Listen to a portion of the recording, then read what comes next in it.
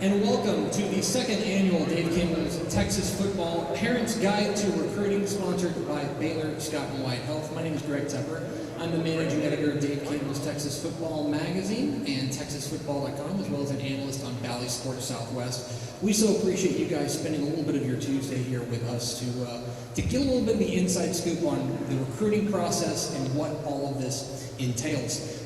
First of all, I want to make sure we thank our sponsors, Baylor, Scott & White Health, who have been such an integral partner to Dave Campbell's Texas Football and such a strong supporter of Texas high school football. We're so appreciative of them. Thank you to the Sports Academy for hosting us here at their beautiful facility. This is nicer than where I went to high school, I'll say that much. And thank you to Whataburger for feeding us. I'm going to make sure I get another one on the way back to the back there. So we certainly appreciate all of the sponsors for helping to make this night possible.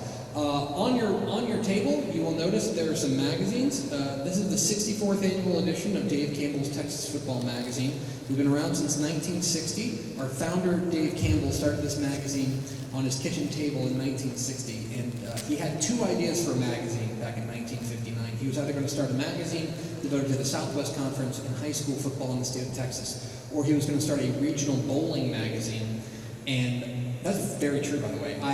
I personally am glad that he started the football magazine. We have now grown to 400 pages. We preview every high school football team in the state, from the largest school in the state, which is the Allen Eagles, an enrollment of more than 7,000, down to the smallest school in the state, which is Dell City. The Mighty Cougars have an enrollment of 13. Their previews in the magazine too. So we preview all 1,500 Texas high school football teams, as well as all 47 college football teams, from the Texas A&M Aggies, the Texas Longhorns, to the Southwestern Assemblies of God Lions and Trinity Valley Community College. We preview them all in this magazine, and these are complimentary for you. We do appreciate you guys coming, and we hope you will take this with you and tell a friend about that. And by the way, one of the things we do at Dave Campbell's Texas Football, we have a robust digital platform on TexasFootball.com with podcasts, with video, with live shows on our platform. And I know many of you are hoping to commit to an institution of higher learning to play at the next level. When you do, I hope you'll commit at TexasFootball.com. We do live commitments on TexasFootball.com. We've had players commit to Oklahoma, to Clemson, to Stephen F. Austin, to TCU, all on our airwaves on TexasFootball.com. So whenever you do commit, we hope you'll consider committing on TexasFootball.com. We also have a streaming platform, Dave Campbell's Texan Live. We produce more than 1,500 live high school events across the state, including hundreds and hundreds of Texas high school football games, including hundreds of Texas high school football playoff games live on your favorite device at TexanLive.com. And starting this year, coming August 25th, we are launching Texas Football Tonight. Texas Football Tonight is our live Friday night show, which is going to be basically high school football red zone. So if you want to sit at home and watch all the games come to you live, we've got it for free on TexanLive.com. It's part of Texas Football Tonight. We're really excited about the opportunities we're going to have there to spotlight Texas high school football. One of the things that is a real passion project for us at TexasFootball.com with Dave Campbell's Texas Football is just shining a light on the good in Texas high school football. We're a believer that this is that Texas high school football is a force for good in the world and a force for good in the state of Texas, and that young men are better for playing Texas high school football. And so we appreciate you spending a little bit of time with us today to learn a little bit more about the recruiting process. You know, recruiting is such a moving target. There's so many different kind of pitfalls that we see parents and athletes fall into all the time. And so I'm really excited about the panel that we've got here, which is a robust panel of people from different walks of life that are going to be able to tell you a little bit about the realities of the recruiting process and hopefully guide you through this. And so we're so appreciative for you to come. We're so appreciative to our sponsors, again, Baylor, Scott & White Health, Sports Academy, and Whataburger for being a part of this really exciting second annual Parents Guide to Recruiting here. And with that said, I'm going to shut up and hand it on over to the star of the show. Please welcome the MC for the evening, our friend Ashley Pickle.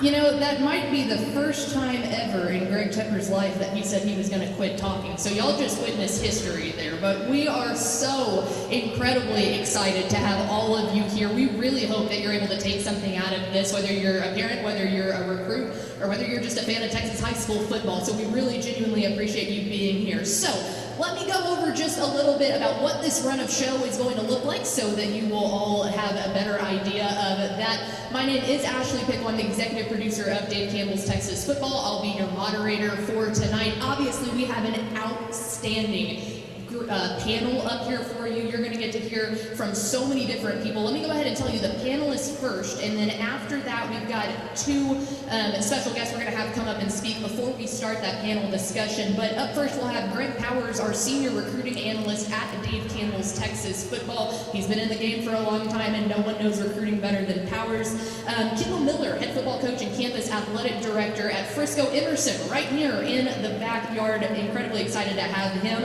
From just down the way in DFW, we have McKinney head coach Marcus Shavers, athletic coordinator out there. Then we have Brent Major. He's the father of University of Texas offensive lineman Jake Majors. We are incredibly excited to have him, along with Miss Andrea Cameron, mother of Baylor University wide receiver Josh Cameron. Then we have two guests who will actually be coming up here to speak with you next. We have Brian McCall, the Director of Human Performance, right here at Sports Academy. I mean, how cool is this building? I don't know how many of y'all have been here before, but there is so much, not even just on this turf, that he's going to tell you about and see if there's a way that they can help your student athlete at any point in time. And then we have Miss Carolina Shander. She is a sports psychologist at the Baylor Scott and White Chrysalis Center. So she's going to talk to you about some things during the recruitment process, like mental health, that sometimes can fly under the rug, but is so critically important. So we're very excited to have them. We'll get all of our panelists up here in just a minute, and I'll let them talk because that's the information that you want. And then at the end of the night, we want to open it up, questions and answers. So we'll be walking around with a microphone. That way you can ask the panelists. So at any point in time that you have a question, jot it down because there will be time at the end. We've got some predetermined questions first, and then we will transition over into your questions because that's why we are here. So again, thank you so much for being here. We'll go ahead and get things started. Miss Carolina, will you go ahead and make your way up to the podium? Like we said, she is, Dr. Shander is a sports psychologist at the Chrysalis Center, one of the many centers that our great presenting sponsor of Baylor Scott and White offers. So without further ado, give it up for Miss Carolina Shander.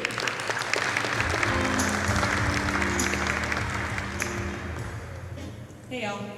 Typically not using a microphone, but my voice projects, so if I'm too loud, just wave at me. I'm Carolina Shander. I'm a sports psychologist at the Chrysalis Center, down 121. Take the exit off on Campbell. The Chrysalis Center is a kind of a comprehensive center for mental health and integrative psychological treatment, but we also specialize in sport and performance, whether that's our athletes, our military, our individuals who just want to be kick butt at life. We provide individual counseling, we provide executive coaching, and we love to give tips and tools for our parents and individuals who are supporting said people, athletes. In addition to traditional mental health care. Excited to talk with y'all today, and I hope you have a great evening. There we go, thank you. So Dr. Shander will be up on the panel, and you can ask her any questions and to see what the Chrysalis Center here at Baylor Scott and White might be able to offer your student athlete. But we have one more guest that we want to come and talk to you, because you take a look around and this is just one of, a lot of Frisco is just wow. This is the peak of wow here in Frisco, Texas. It is Sports Academy and everything that they have to offer. So we're going to bring up the Director of Human Performance in Mr. Brian McCall. Well, thank you. I've been doing this for about 20 years now, developing athletes at all different levels, and I've never seen a facility that offers so much. You know, this is a 60,000 square foot facility that has no resource being spared. And so you've got physical therapy. We've got Baylor's a great partner of ours, the Baylor Institute Rehab. We've got a manual therapy upstairs. We work on soft tissue work with the athletes, massage therapy. Of course, we've got performance training, the speed, agility that you see on this field here. We've got 2 weight rooms. We've got weight room on the first floor and also the second floor. And then we have a world-class recovery suite. And so to be able to package all those different resources into one is an incredible offering. Especially for someone like me. I've been raised in Texas. I played Texas high school football, and we didn't have some of those things when I played. And to be able to offer this back to the community is a blessing in disguise for me, and I'm really proud of what we can offer to this community. There we go. So they will be available again for questions and answers at the end of our panel. But we are pumped up. We got a fun fun night here for you. Hopefully a lot of information that you can take home and really utilize to get all your student athletes into the college of their dreams and to be able to go on to that next level, because that's the goal for everybody. If now I can go ahead and ask all of our panelists to start making your way up to the stage. We are going to get them mic'd up, and then we will begin our panel discussion. So hang tight. If you need a restroom break or a quick water, now is your last chance before our panel gets started, but we'll get everybody mic'd up and ready to party. All right, so here we go. Our outstanding panel here at the second annual Dave Campbell's Texas Football Parents Guide to Recruiting, sponsored by Baylor, Scott, and White. Again, want to thank Sports Academy and our friends at Whataburger. Hope everyone's gut is happy and full. So I want to go ahead and just be able to put a face to a name.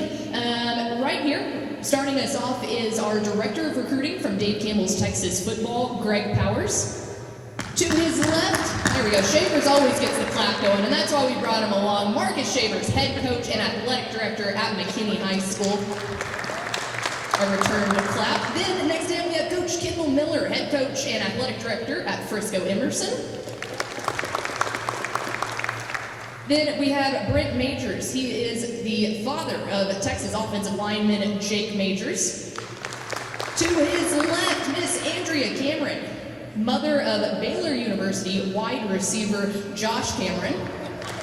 Both of those know a thing or two about recruiting. Then you have heard from our other two guests there, Miss Carolina Shander with the Chrysalis Center and Brian McCall, Director of Human Performance with Sports Academy. So let's go ahead and get things kicked off here.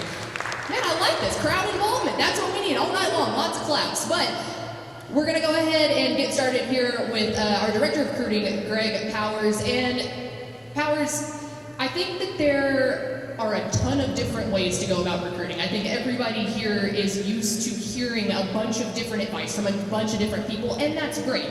That's exactly what our panelists are going to provide. But I think one thing that every single person can agree on, whether that be coaches, people that are involved in recruiting, students, parents, is that straight line recruiting is incredibly important. It's something that our friends at the UIL, it's something that our friends at the THSCA really push. Can you kind of give your advice on, tell everyone who might not know what straight line recruiting is and really what's the importance of it?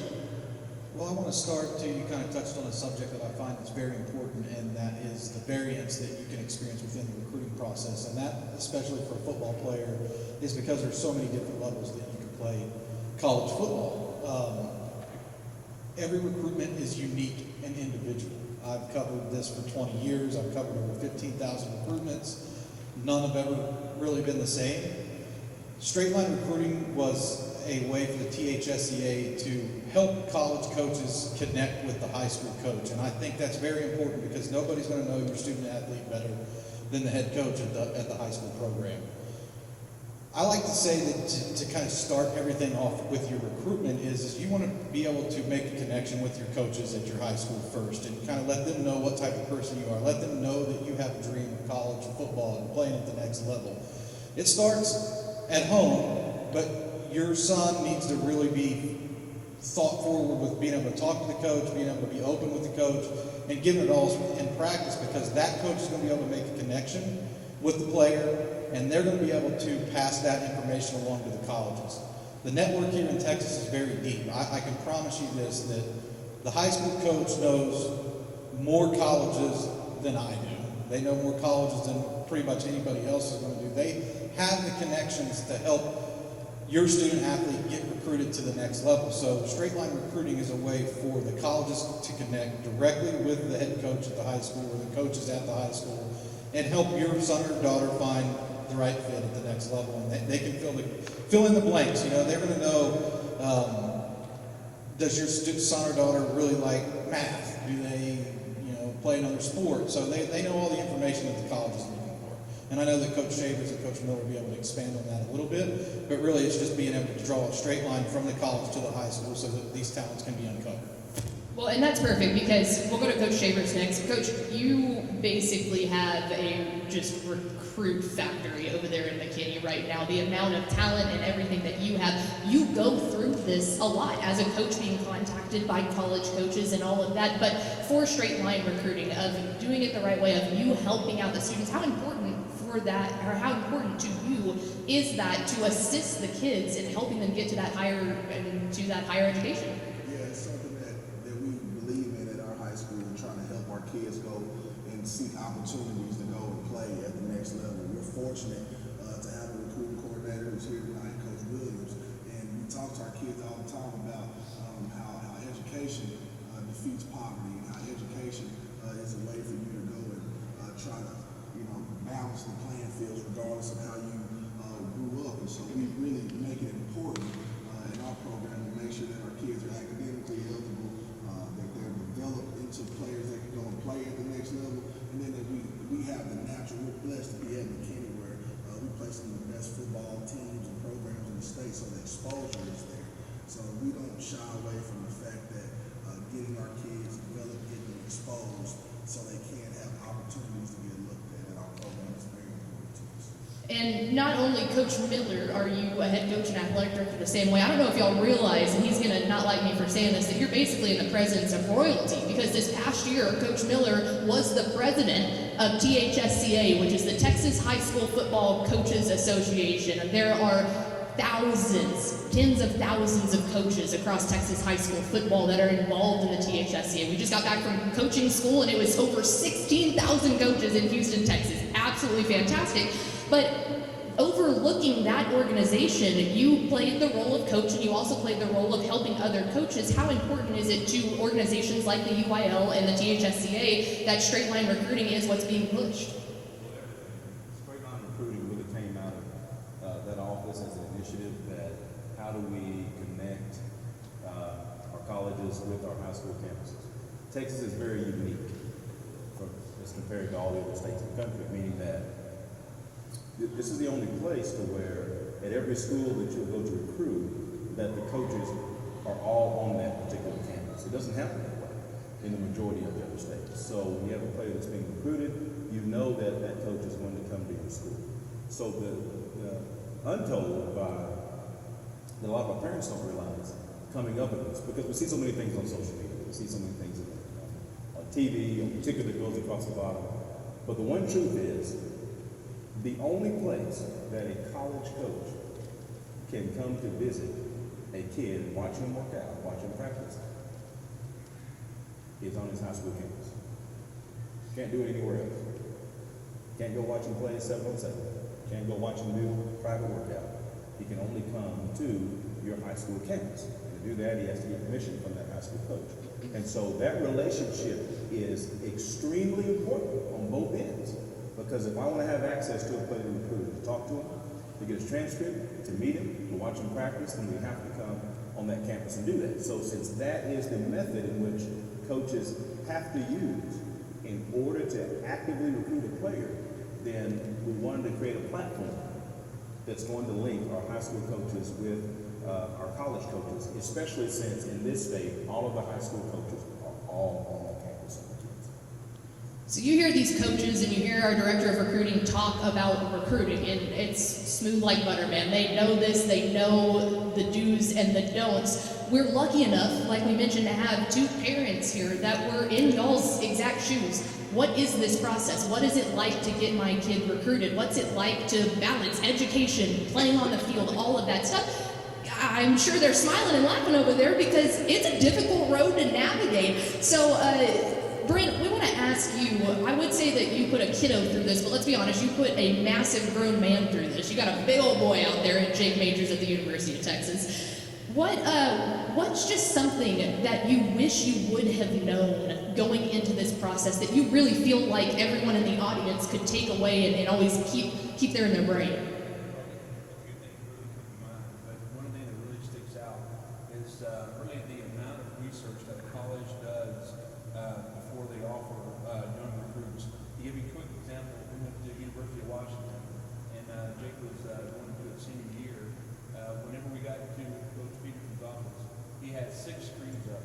3 of them had fixed grades from 9th, 10th, and 11th, and he had all of his videos from his 9th, 10th, and 11th grade year, all streaming on those videos. The amount of research that is put into these students is quite impressive. And the main thing was that he emphasized was the grades. Just like Coach said, academics is a big thing. It's sometimes between offering one kid and another, what I'm learning now, can be a differentiator. So starting early in that process with my wife and I, Tracy, a lot of credit to her. We emphasize a lot, with Jake told us at an early age, he wanted to play D1 ball. So work ethic and grades are non-negotiable. So having that mindset and knowing that, these colleges look at you early to see if you're the kind of guy that they want on their teams is very, very important. So all you young faces out there trying to get recruiting, listen to your parents. Grades are important. I saw some mom and dads going, yes, that's what we've been telling you. So grades, super important. I want to bounce it over to Andrea here. So your son plays as wide receiver at the University of Baylor as he was a walk-on. That is something that is such a resourceful tool. I think that we always picture, I want to go big, I want to play big, I want to get up to that Power 5 school. A walk-on opportunity is incredible. Speak a little bit about what Josh went through getting to Baylor and going through the walk-on. Awesome, thank you so much.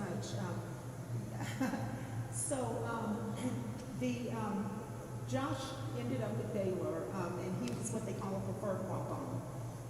Preferred walk-on meaning the coaches offered him the opportunity to come in. They basically told him, we want you on the team. You don't have to come and try out for the team. We want you on the team. We just don't have we don't have a scholarship for you. Well, in Josh's recruitment in particular, he was coming off of COVID.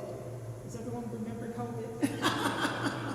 So coming off of the 2020 COVID year, there were a lot of things that changed in the recruiting process. Everything pretty much shut down, as we all remember. So junior camps, college visits, all of that basically went away.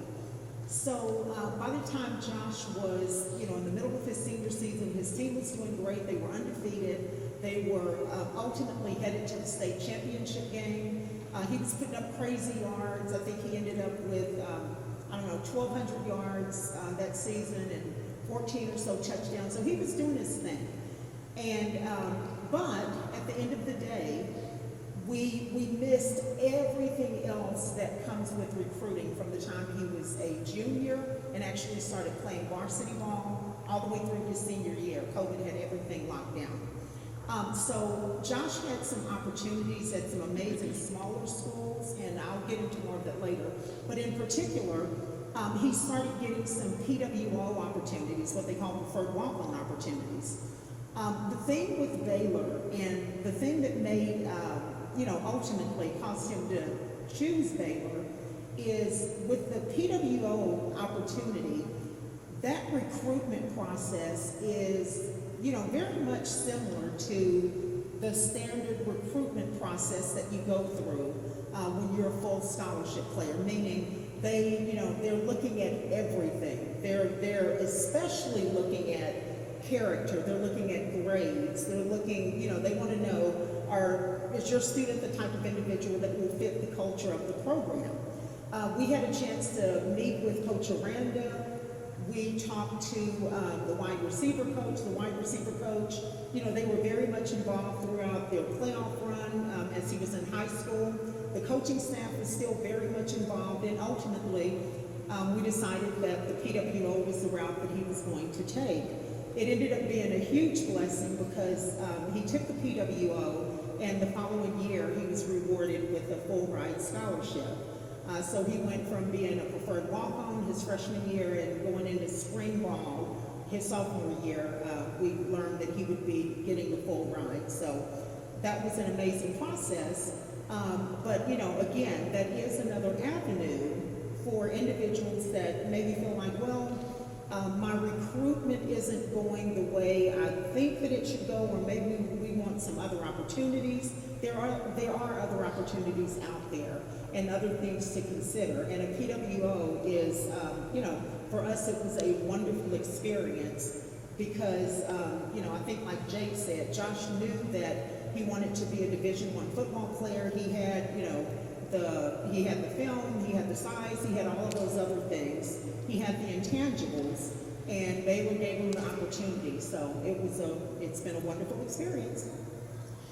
Now, like you said, we've heard all of this. There's so many different routes you can take, and a lot of times it's really easy to get caught up in the grand prize and the finish line that you forget that you got to go through the process. You've got to play the football. You've got to enjoy high school. You've got to let your kids still be kids. And I think that this is where our next two really, really specialize in. You heard from Dr. Shander earlier, the sports psychologist at the Chrysalis Center, but mental health, mental awareness of what your child is going through, of how you're handling the process is so critical to the recruiting process. How critical is it? You've heard it already. It's incredibly pivotal.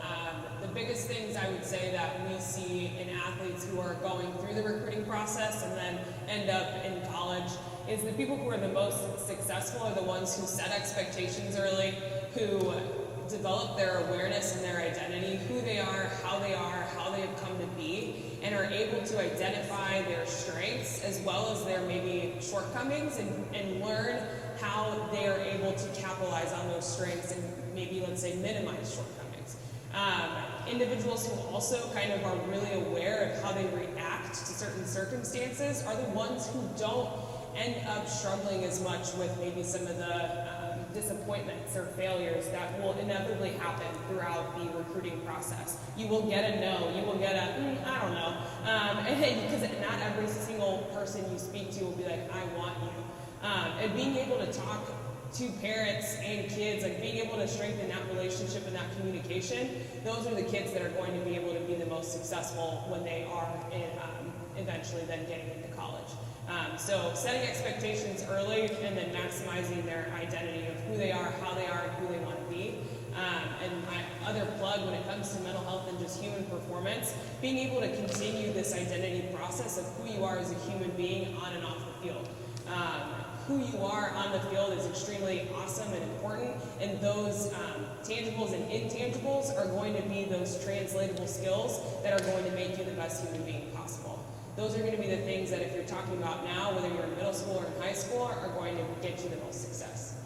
So we've heard academics are important, mental health is critically important, and then of course, you gotta have some skill. You gotta have some physical ability to you, and obviously if you're here, you think that your athlete has that. They have the potential to make it to the next level. You can have natural skill, but if you're not taking care of your body and doing the correct steps, you risk a burnout. So, Brian, tell us, when your experience with training collegiate athletes and pro athletes, what is the advice that you would give to any high school athlete about how to take care of their body? Because it's very important, even being so young. Yeah, I mean, those guys that we work with, they invest in their bodies really early on. So if you're at the collegiate level or the professional level, you have to. It's your job. And so what we see, it's very hard to play at the next level in college. 90% of high school athletes don't make it to play college. If you get injured, you're definitely not going to play. Okay, so the main thing you have to do is you have to invest in understanding what your limitations are physically. And I can speak from firsthand knowledge. As a high school athlete, I had 3 knee surgeries in high school. My last knee surgery was a total knee reconstruction. ACL, MCL, LCL. That's the passion that I have, to not let that happen to another athlete. We want to provide services to be able to identify risk early on so that you know that this is potentially an issue. We know we can't stop injury, but we can mitigate the risk of injury. And so if I have more information going in, I can now address some of those issues and have a better chance of playing at the next level. Trainers, doctors, everyone, obviously coaches take it very seriously on how to prevent injury and all of that. But I think that the other thing that coaches can definitely speak on here, Coach Miller, we're going to throw this one back to you. Tons of parents in the crowd today. You've dealt with a lot of parents when it comes to recruiting. What are the best ways, in your eyes, for parents to be involved in the recruiting process? Maybe some do's and don'ts, because there are some don'ts out there. Yeah, there's a lot of do's and don'ts. One big deal that I'll say this from our end, number one, make sure that you are in touch with your high school head coach. As far as, one, what your desires are. Also, big don'ts. Because recruiting, everyone's passionate about it. Everyone's looking for college education to be free, because that price is not getting any lower, right? And so everyone wants that, including myself. 2 girls are back there. And so, but we're so passionate about it that we look for every avenue to get there. Big don't, beware of the scammers, because there are a lot of them out there. I mean, they're out there. They're as bad as anything you see on TV, from phone scams and identity theft. There are college recruiting absolute scams, and I want to tell you that if somebody calls you and tells you to pay them money to help you get recruited, you hang up that phone. I mean that. College coaches will tell you the exact same thing. They'll tell you that's not what they do. That's not who they are. Okay? It doesn't have to be done. It does not have to be. And so, but you get your high school coach, you tell them what those desires are. And I want to make sure we understand this too. Everyone sees this, right? We can probably name a lot of players that we know coming up as seniors that are committed players, right? We see it every day. Texas State, they have this position committed quarterback, this position committed running back. You know, they moved on to 2025. But if you look at all the Division I universities, how many of their 2024 class, how many of them have filled up, or how many of their percentage of their 2024 class have they filled up? Do you mind know? 0. Nothing happens to December, guys. End of the day, and I heard this word, it's turned into a bad word. Offer means nothing. Hang on, coach. You're saying something bad here. I'm going to tell you the truth. It means nothing. Commitment means nothing. If I had Spider-Man committed to come to my team and then Superman all of a sudden wants to come and get along, Spider-Man will move out the way and I'm going to take Superman. Right? We see the salaries of these guys, right? And here's why I'm telling you this. Because we get in this passion sometimes and we think that only as, if I don't have an offer by the time I'm a sophomore, then it's done. If I don't have an offer by the time I'm a junior, then it's over. There's no more scholarships left. That's simply not true. I've been fortunate enough as a coach to have players that have been recruited and signed scholarships at the highest level. Had a running back go to Alabama, and a defensive lineman go to Michigan. 2 years ago, the defensive tackle go to Michigan. Do you know when he was offered a scholarship by Michigan? 3 weeks before signing day. That was his first time to ever talk to Michigan. This is one of the top programs it's the most winningest program in the history of college football. It's the top of the Big Ten. And you would think they had everything fooled. Not true. Do you know why? Because this player that I had did not have a great junior year. His senior year, balled out. And guess what? They saw it. And his senior year after that, so we think sometimes there's no such thing as a senior eval. It is still the most important eval time of the career, the senior season. It still matters. Ignore what you see there on the bottom. Understand, you have 4 years to play high school. 4 full years are being evaluated of how you play. The same way. Coach tell you, we've seen guys that, hey, as a sophomore and junior have had all this. As a senior season, Cadillac'd, didn't do anything, and then things went just like that. People fell off that. So you can tell you that too. Playing that last year matters. So nothing is going away. I'm sorry, I've monopolized. Please go. But parents, please understand that. Understand that. Please, if you don't take anything from this, please understand that. Nothing's over at any time. Every scholarship is available on every university's campus right now for next year. Every single college in the United States of America has every single scholarship for the 2024 class available right now. They don't go away till December if somebody signs on that paper. Man, I got to call an audible here because I thought I was going to go one direction, but I saw Miss Cameron over there shaking her head because she was listening to the gospel on that one. Miss Cameron, we talked before this, and we mentioned it earlier. Her son Josh, a preferred walk-on at Baylor University. That's huge, and that was the correct move for Josh. He wanted to play Power 5. That was his goal, and now it's working out for him.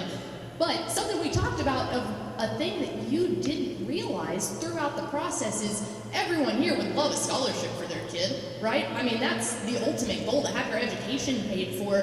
There are so many scholarships at Division II, at Division III. Speak on your, there we go, I'm walking right here. So there you go, Ms. Cameron, if you'll talk about just kind of those things that you might not have realized beforehand that you figured out about how many opportunities there are for education. Thank you so much for bringing that up. When it comes to the amount of scholarships that are available in the various ranks, and here's the thing, I mentioned that, my son's goal ultimately was to play, Division I. That wasn't the end-all be-all for him, if you understand what I'm saying. He was always very much open to, we talked to everyone, every coach that was interested in him. We were glad to have those conversations and, sit down and talk. So he received lots of offers from Division II, Division III, a couple of smaller Division I and Ivy League opportunities. There's so much money out there, scholarships. And like Ashley alluded to, when we went into the process, I had no idea that you could get a full ride at the other levels. And I didn't know this until Division II coaches started calling my son and, set us down for the meetings via Zoom. And they, laid the numbers out and they're like, this is what we want to do for you. And it was 100% paid. I'm not talking about student loans. I'm not talking about any of that. It was 100% paid. 100% scholarship. Division III. Division III, they don't offer athletic scholarships, but the schools, if you keep your grades up, hello to the grades, there's academic money out there. So, coaches set us down and they said, hey, this is what we want to do for your son, and he'll be covered 100%. Again, I'm not talking about student loans, but, academic scholarships. There's money out there, so, be open to the process. Again, we weren't tied to one specific thing. The biggest thing that my son was tied to, I'll say this, he wanted to stay in Texas. He's a home kid, so he really wanted to stay in Texas. However, we talked to everyone, and it blew me away when the coaches, time and time again, they were, putting packages together, and, they're like, yeah, so, let them come up to Minnesota, and it's 100% covered, or let them come to South Dakota, or all of these things. So, I just want to encourage you. There's so many opportunities out there. Again, grades are huge, especially, if you decide to, maybe take a preferred walk-on situation at, any school. I will say this, and just kind of jotting into this about grades. Anyone considering a preferred walk-on, you have to be able to get into the college on your own. Meaning, the break that athletes get, that, break that football players get when it comes to GPA, that doesn't apply for preferred walk-ons. You have to be able to get into school, and, once you get into school, then, yeah, you're part of the football program. So I just want to emphasize, grades are so important, y'all. I know a lot of times you think, especially young people, grades. Please keep the grades up. This is me being the mama. I'm putting my mama hat on. Keep the grades up, people. That's why we needed a mama on deck here on our panel. Yeah, absolutely. Powers and Shakers, I'll get to you in just a second, but I got to go over to Dr. Chandra over here for a second, because when we were speaking earlier, much like what Ms. Cameron said, the words that you said to me that you preach to people is managing expectations. That can be a lot of different things about where you're going to go, about the whole process, but specifically for you, if you find your dream school and you get accepted and then you go there, and let's face it, sometimes it's just not a good fit. You got to take into account that your kid's living there for 4 years. That's something that really means something from quality of life. How important is that managing expectations? It's one of the critical things just about life, right? Like managing your expectations, not setting your goals low, but more of understanding that just because you have something envisioned doesn't mean that's actually how it's going to pan out. So allowing yourself some flexibility, and also getting some awareness and knowing of yourself. How do you respond to certain things? So yeah, let's say your living quarters or like your dorms aren't super great. Okay, we can maybe manage that, right? But if you start to realize that the team culture or the coaching staff, or maybe even just like the culture on campus isn't one that really makes you thrive, to be able to understand that you have options and that you are not stuck there. And being able to reach out to people who have done it before to be able to then kind of pivot and maneuver. And asking for help too, managing expectations. Parents are excellent for asking for help and for advice, but I was a kid once, not too long ago, and my parents weren't the people that I went for when I went through the recruiting process. I did not play football, I swam.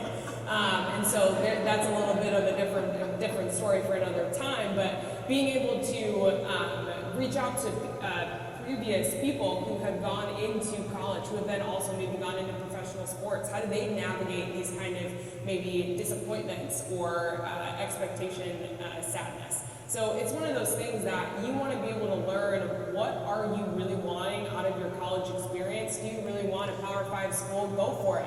But what is that also going to come with? What kinds of also limitations or maybe additional pressures is that going to come with? So that you are most prepared when you are walking in those doors. So remember earlier when I said I had to call an audible? Well, let's reverse a little bit on the first unbelievable point that Coach Miller did. I mean, he was spitting so many facts, it took me one direction and another. But we talked about do's and don'ts. Coach Miller talked about the parent version of that. Greg Powers, you're a man that uses social media. That's how you get your news out. We're fundamentally journalists, and that's how we get our stuff out to the people. Student athletes can use social media for goods. They can also use social media for bad. What are your best tips for parents and the student athletes that are in here on how to use social media for good? Well, first and foremost, I want to say that I'm still going to call it Twitter for now. Twitter is the avenue that colleges use to connect with athletes. It's like your recruitability business card. So Twitter is very important, and there are some things out there, there's some resources that you can use to make sure that you set up your social media the right way. You always want to make sure that your name on Twitter is the name of the athlete that's being recruited. You want to put some good information on there, like your height, your weight. If you have a second sport that you play that has some good numbers, you want to include that information as well, maybe your GPA.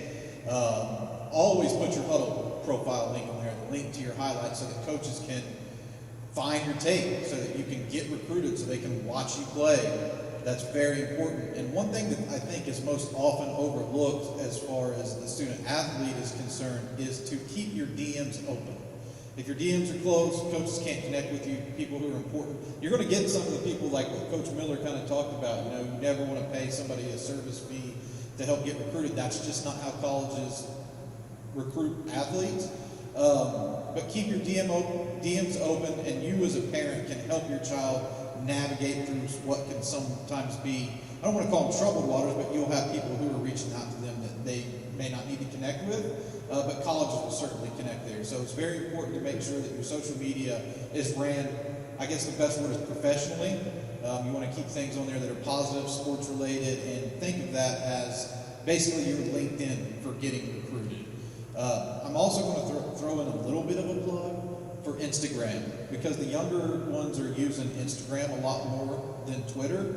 And maybe in 2 or 3 years' time, Instagram really takes over for Twitter as like the gathering place for that. It hasn't happened yet, but I just do want to at least head some things off at the pass.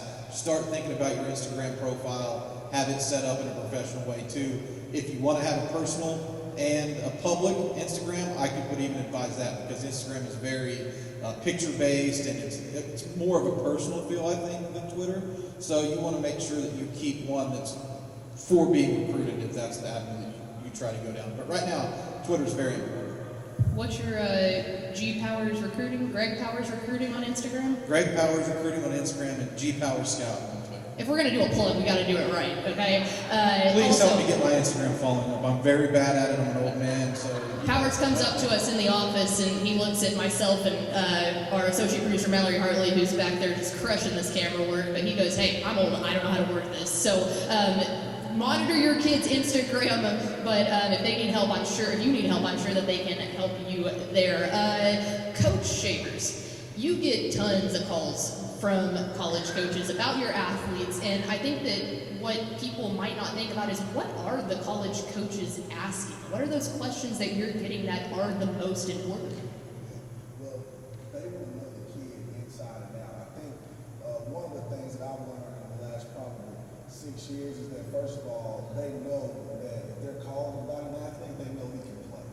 All right, the colleges aren't going to waste time to call you to ask if the guy is athletic, if he's fast, if he's strong. You're only going to get the phone call of this guy's video, the kid, the student athlete's video, is somebody that the college, as a player, they evaluate his film and say, man, I think he's an offer guy. Let's go dig deeper.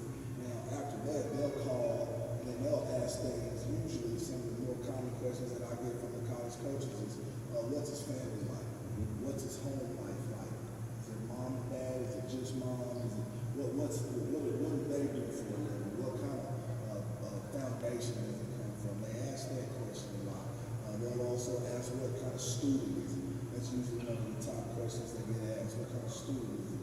What's he like outside of football in the building, out in the community?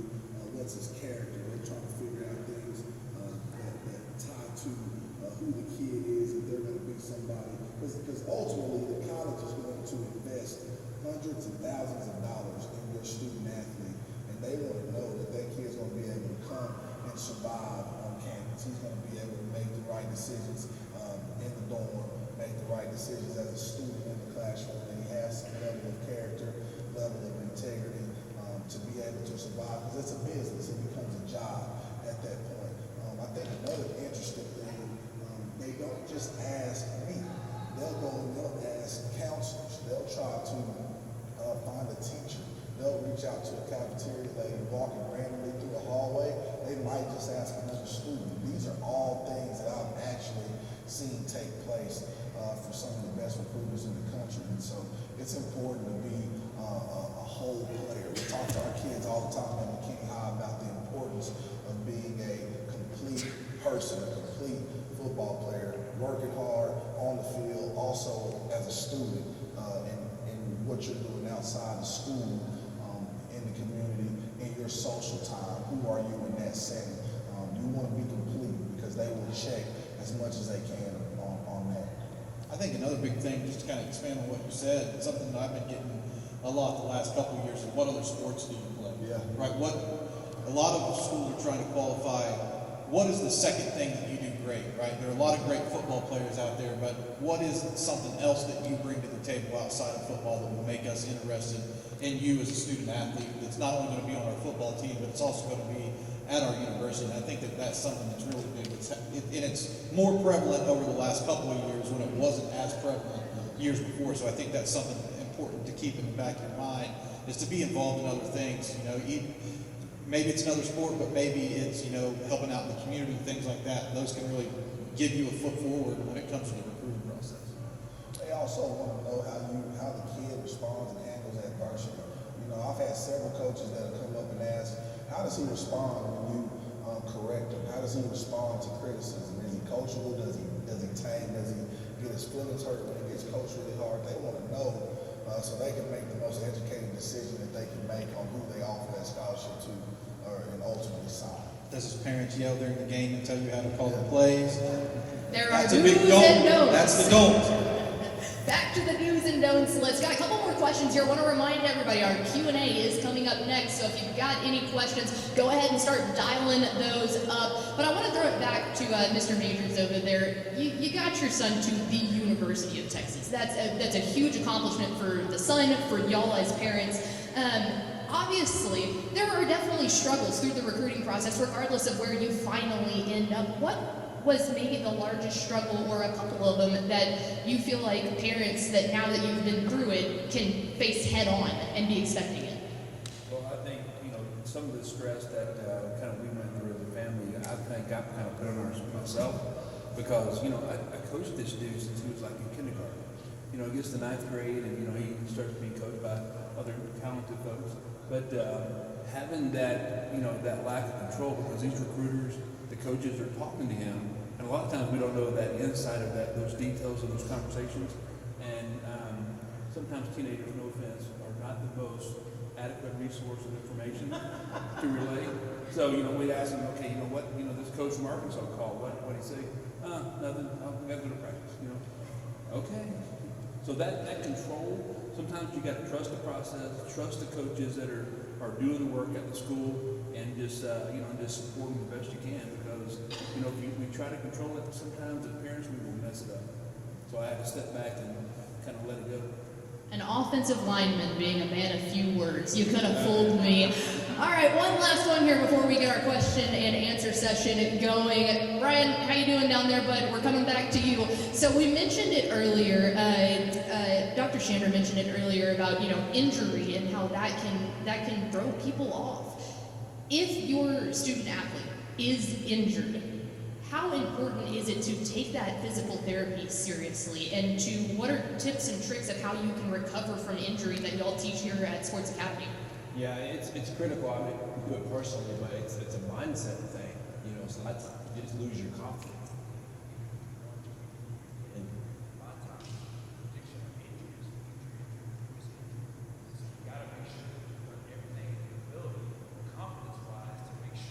you've shored up that issue that you found out that caused you to be injured. And it really is about strengthening your mind and your mindset there. Also, too, I think it's before you have the injury, like I talked about earlier, it's always important to get an evaluation or a diagnostic to understand what your potential injury risk is like. The best thing to do to ward off injury is to understand what your risk is. And so I always go back to let's identify risk first, and then let's have a mitigation strategy to help you reduce some of those injury risks going forward. There we go. All right. Well, first off, give it up for the panelists real fast. How informative was that? Genuinely appreciate all of them being up here, but we're not done yet. Now we're going to open it up for a Q&A. We'll do this for about 15, 20 minutes, and then let Sports Academy get back to their normal programming. But does anyone have a question? Raise your hand and I'll walk over there with the microphone. We got one right here. Yeah, I was wondering, football is sort of a unique bird where the other sports have like select baseball, AA, basketball, etc. You really don't have that equivalent in football, maybe besides 7-on-7 or camps at universities or position camps. What can y'all say about those in the recruiting process for us? I'm going to set you up, Coach. All right, I'm going to set you up. Team first when it comes to football recruiting. Team first. There's enough football in Texas that there's plenty of time to be evaluated. You have spring ball here, you have team 7-on-7 in Texas high school football. Every recruitment is unique and individual. You have to gauge your situation based upon the high school that you go to, based on the interaction that you're having with your head coach. You're going to have an idea as a parent where they stand, but you can't always trust your kid to come home from practice and tell you that he's the all-star on the team and he's just not getting in the game. The coaches have a better idea than that.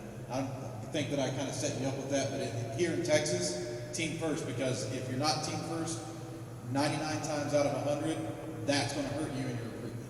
So absolutely, there is no equivalent in football as it is for the other sports. And here's why. Really simple. She talked about it earlier. She swam. It's different than two parents would do that. But if you go to baseball, select baseball, summer baseball, showcase tournaments, all college coaches are there to watch them play. AAU basketball, drives on the country. Every college coach is there to watch these kids play AAU basketball. Select soccer, club soccer. Select volleyball, club volleyball. Every college coach in the country has the select club tournaments and the club volleyball and soccer tournaments. That's how they recruit. There's no such thing in football.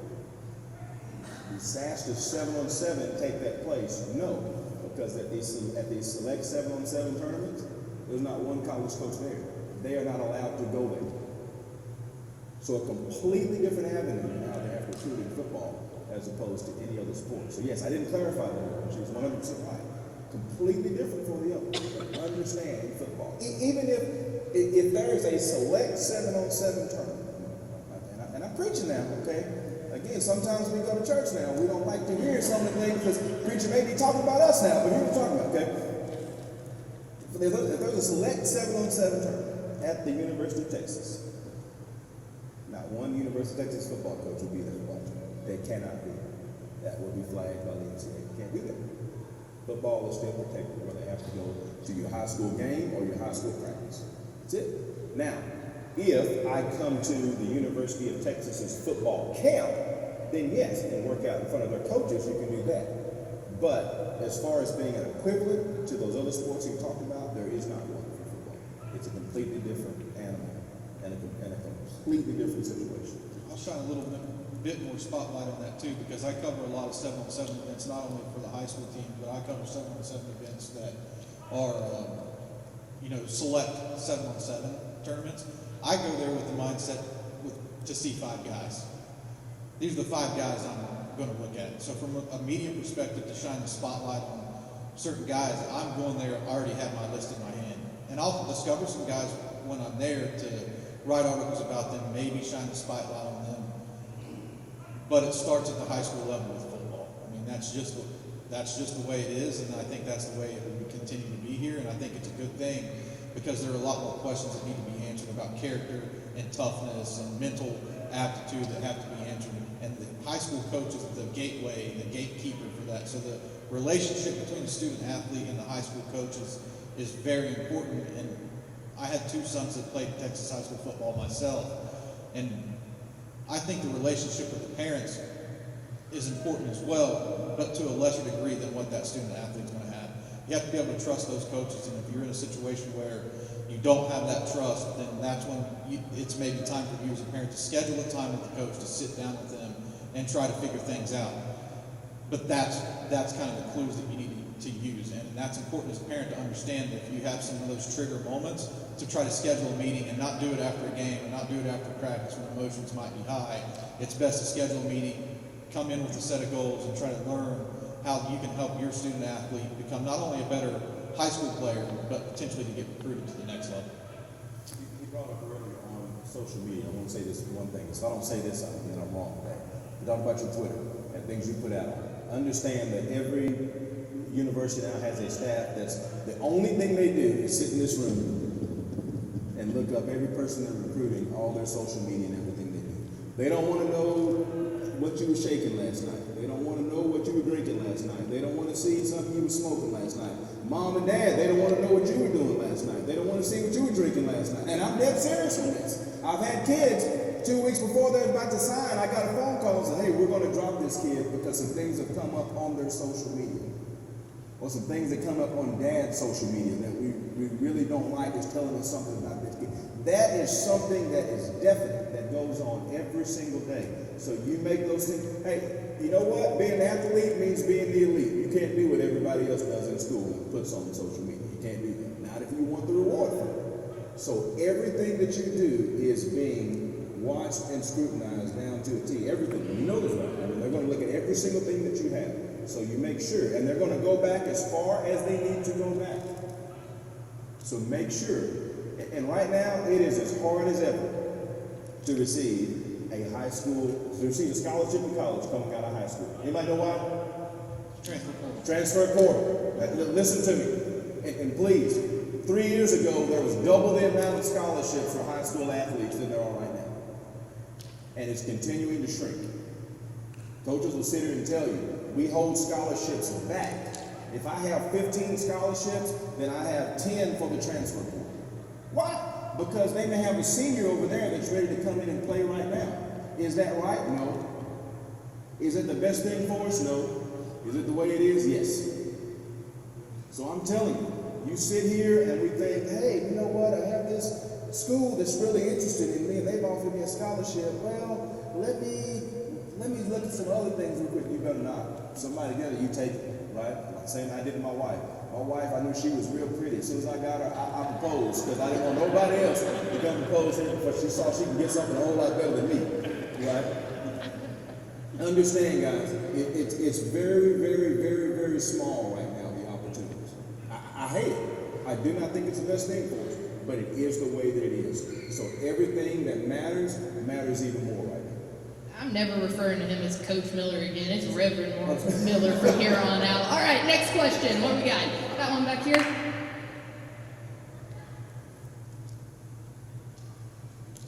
Yeah, could you share your thoughts on the rating system and your opinion of the true impact it has on the recruiting process? The star rating process, system. Awesome. Star ratings are around for college football fans to look at.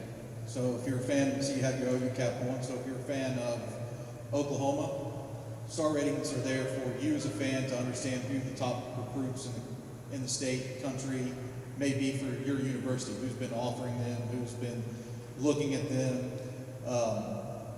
I've been in the recruiting game a long time, and I've done star rankings for all the top companies, and now I'm happy to be doing them here at Dave Campbell's Texas Football. That's my star ranking system. As a matter of fact, the number one, I'll just throw out a random position. This is a story, but it's just going to use a randomized story. The number one running back in the state this year is the number one running back on all of the recruiting websites in the country. I was talking to a Power 5 school this week.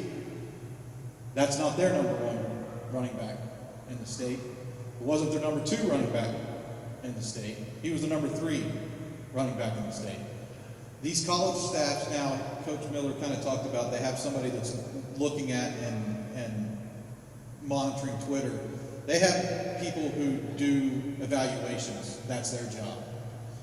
They have their own ranking system that they use, and it's based on scheme fit, personnel fit, personality fit, and that's how they come up with their board.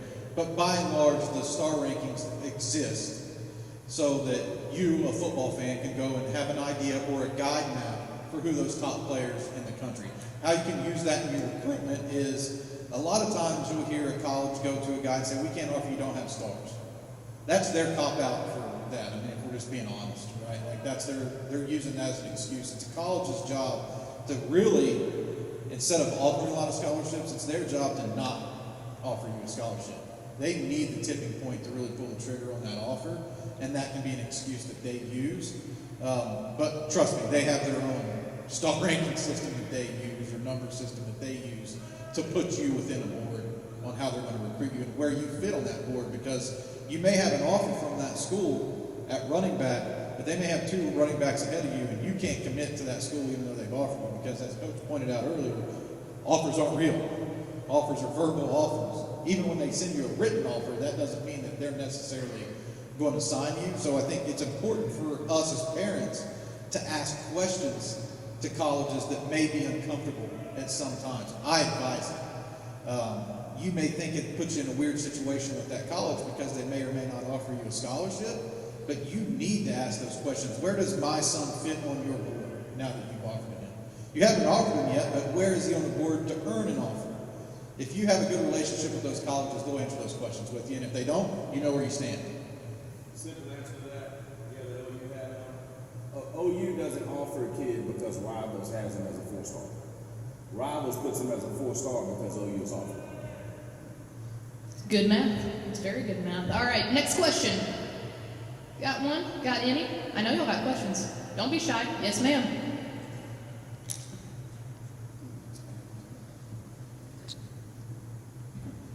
First of all, I want to say thank you for the insight, advice, and expertise when it comes to student athletes. My question is kind of multifaceted. When we talk about kids that are athletic and they should play, if they're playing football, it's great if they play another sport. There's always that risk that they could get hurt, right? So if they play football and they play basketball or run track, our kids are athletic and competitive, otherwise they wouldn't be playing a sport, technically. What is your advice on how hard our children should push themselves in that secondary sport? It does help them be faster, stronger in their position maybe in football, but you always run that risk of getting hurt.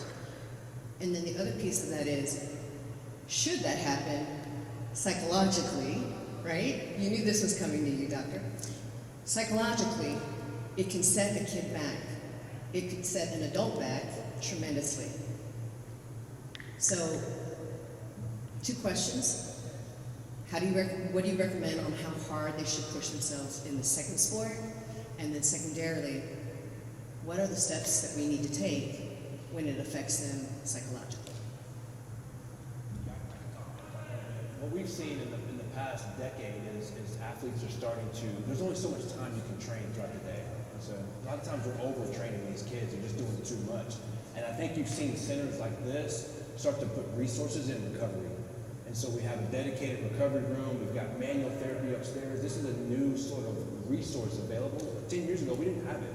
There's no such thing as a manual therapist, someone that's gonna work on your body, get your flexibility right, get your soft tissue going, compression therapy, all those kind of things. Hydrotherapy is now a standardized commodity in this space now in these days, where athletes have the ability to take advantage of it because you can only train so much before it becomes detrimental.